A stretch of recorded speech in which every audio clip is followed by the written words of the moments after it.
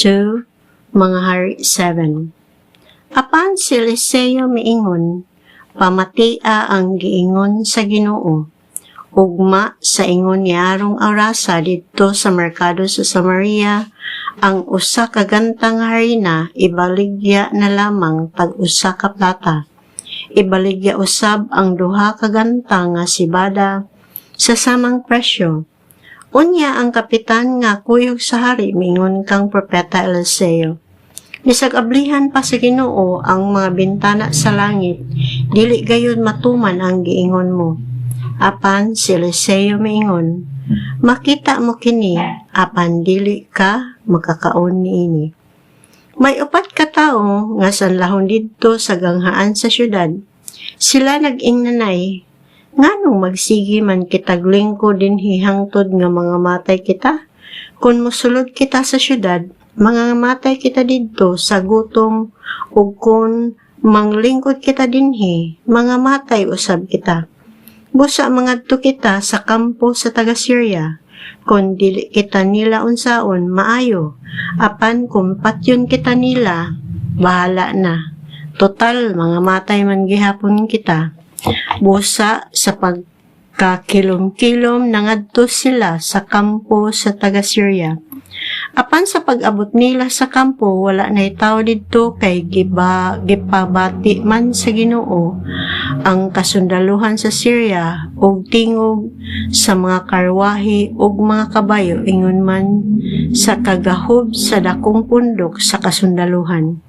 Busa nagtuo sila nga gisuhulan sa hari sa Israel ang hari sa mga Hitihanon ug ang hari sa mga Ehiptohanon sa pagsulong kanila. Busa sa pagkakilom-kilom na nanagan sila o gipamiyaan nila ang ilang mga tolda, mga kabayo, mga asno, o ang ilang kampo nga wala gayod maunsa. Sa pag-abot niining mga sanlahon sa kampo, nanulod sila sa usa ka tolda. Nangaon sila og nanginom ug gidala nila ang mga plata ug bulawan ug mga biste ug nanglakaw sila ug gipanaguan nila kini. Unya namalik sila ug misulod sa laing tolda ug gipanguha nila ang mga butang ug ila usab kining gitaguan. Unya nag-ingnanay sila, dili husto ang atong gibuhat kining adlaw sa maayong balita, kung magpakahilom lamang kita o magpaabot hangtod mabuntag, hisakpan kita o silutan, busa mangadto kita sa hari o siginla nato siya. Busa nangadto sila o gitawag nila ang mga gwardiya sa ganghaan sa syudad o giingnan. Nangadto kami sa kampo sa taga-Syria ug wala kami nakita o nadungog didto gawas sa mga kabayo og sa mga asno nga nagipanghigot og sa mga tolda nga nagtindog nga wala maunsa. Unya namalita ang mga gwardiya sa ganghaan o gisugilo nila kini sa hari. Unya ang hari mibangon bisag gabi pa og miingon sa iyang mga opisyal, suginlan ko kamo sa laraw sa taga-Syria batok kanato. Nasayod sila nga wala kitay pagkaon, busa nanggawas sila sa ilang kampo aron pagtago. Naghuna-huna sila nga inigawas nato sa syudad, dakpon kita nila ug ilugo nila ang syudad. Usa sa iyang mga opisyal miingon, magsugo itag pipila ka tawo uban sa 5 ka kabayo nga nahibilin aron susihon nila kung tinuod ba kini. Bahala na kung patyon sila, tal mga matay man gihapon kita dinhi. Tan-awo nato unsay mahitabo.